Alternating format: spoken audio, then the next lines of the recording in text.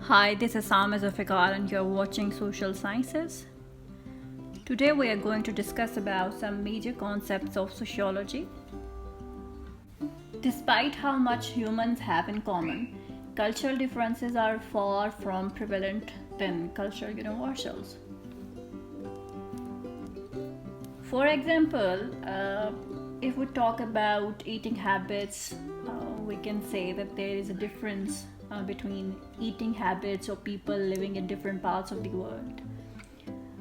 Eating habits for Pakistanis, such as eating pork, is not acceptable at any condition, whereas Americans love hamburgers and it is part of their diet.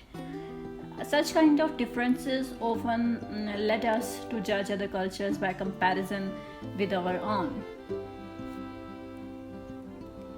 It is not logically possible and proper to underestimate or overestimate or judge other cultures on the basis of one's cultural standards.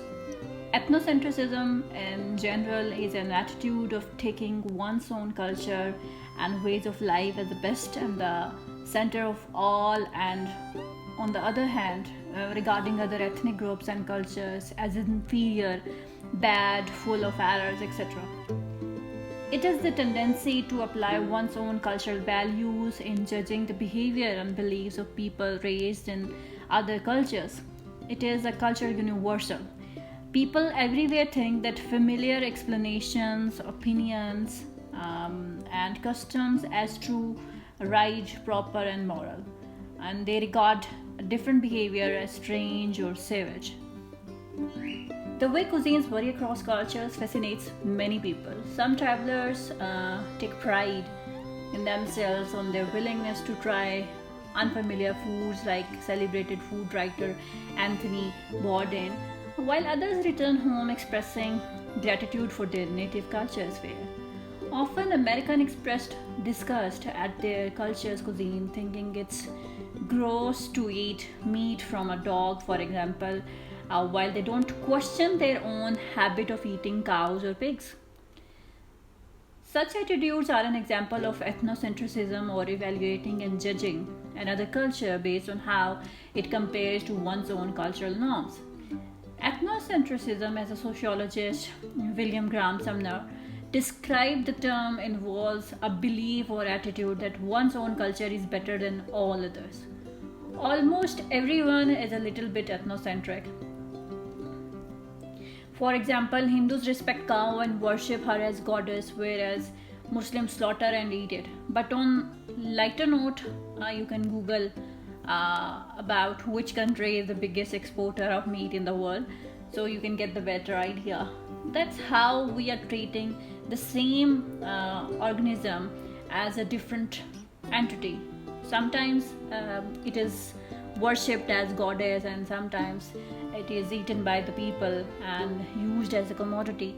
But all these people consider themselves or their actions as superior ones, and the other actions is considered as inferior one. This is the perfect example of ethnocentrism. Appreciation for one's own culture can be healthy. It brings us a shared sense of community, pride, for example. It connects people in a society, but ethnocentrism can lead to dislike for other cultures too. It can cause misunderstandings and conflict. People with the best intentions sometimes travel to a society to help its people, as seeing them as an uneducated or backward, essentially inferior. But in reality, these travelers are guilty of cultural imperialism. The deliberate imposition of one's own cultural values on another culture is wrong concept according to the sociologist or an anthropologist. Europe's colonial expansion began in the 16th century, was often accompanied by a severe cultural imperialism. European colonizers often viewed the people in the lands they colonized as uncultured savages who were in need of European governance, dress, religion, and other cultural practices. In the subcontinent, same practices was adopted by Europeans to colonize the people living over here, the Hindus and the Muslims and the Sikhs.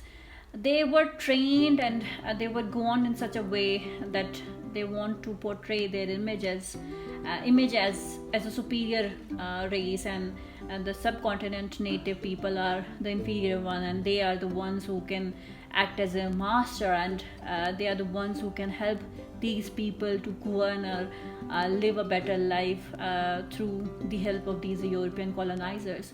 So we can see all these type of theory or this type of thinking in all colonized countries where European colonizers went, and they tried to exploit the native people by creating such kind of thoughts to hegemonize their own rule in that particular area. A more modern example of cultural imperialism may include the work of international aid agencies who introduce agriculture methods and plant species from developed countries while overlooking indigenous varieties and agriculture approaches that are better suited to a particular region.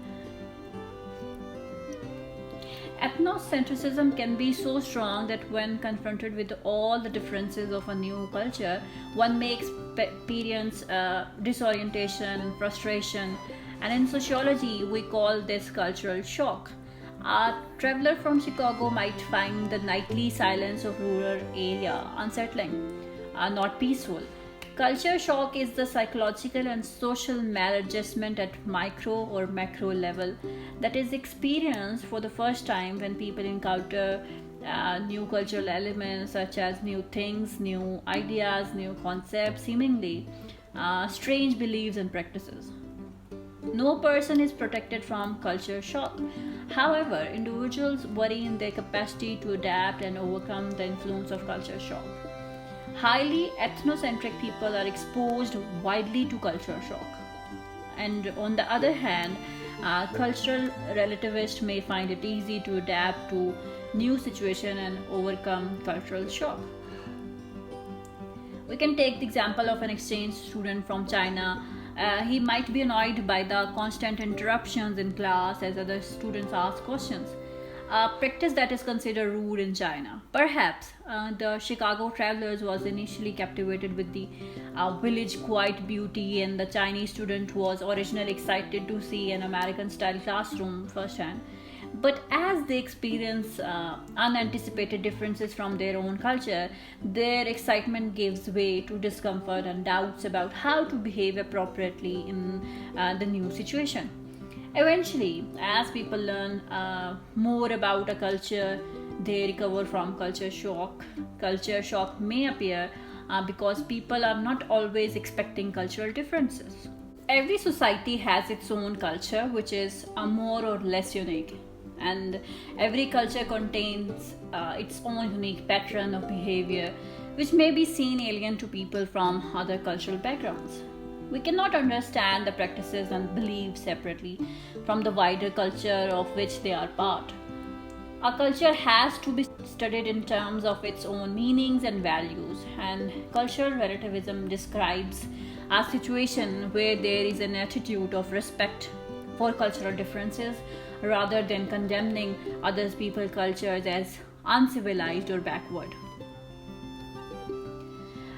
If we are trying to give respect for cultural differences, and we have to keep these points in our mind, we can respect or give value to other culture by giving or appreciating cultural diversity, and by accepting and respecting other cultures, and trying to understand every culture and its elements in terms of its own context and logic, and also by accepting that each body of custom has inherent dignity and meanings as the way of life of one group which has worked out to its environment, to the biological needs of its members, and to the group's relationships.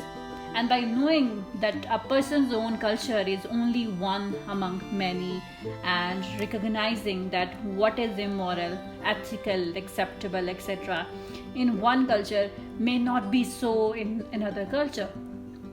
Cultural relativism may be regarded as the opposite of ethnocentrism. However, there is some problems with the argument that behavior in a particular culture should not be judged by the standards of another. This is because, in its extremeness, it's argued that there is no superior international or universal morality. To sum up the issues of ethnocentrism and cultural relativism, the concepts involve difficult choices, dilemmas, and contradictions regarding cultural exchanges and relationships between and within societies. The dilemmas and contradictions become clear when we see that the traditional anthropologist's position maintains that every culture, belief, and practice, including, for example, the ones which are termed as harmful traditional practices, such as in Ethiopia, are part and parcel of the greater general cultural system of a society, and therefore they should not be judged and undermined by any outsider. On the other hand, the dilemma is taken to the extreme. Cultural relativism appears to entail a fallacy in that it implies that there are no universal cultural or moral standards by which actions or beliefs have to be judged. Yet still, even cultural anthropologists accept the idea that there are some cultural standards which are universally found everywhere, expressed, for example, in the world's major religions. In any case, there may be no ready-made solutions to this dilemma. However, what we can at the present maintain is that the cultural diversity has to be respected, and yet international standards of justice and human rights have to be taken into account. It is all about today's lecture. If you like this video and found it useful, please like, share, and subscribe to my channel. Thank you so much.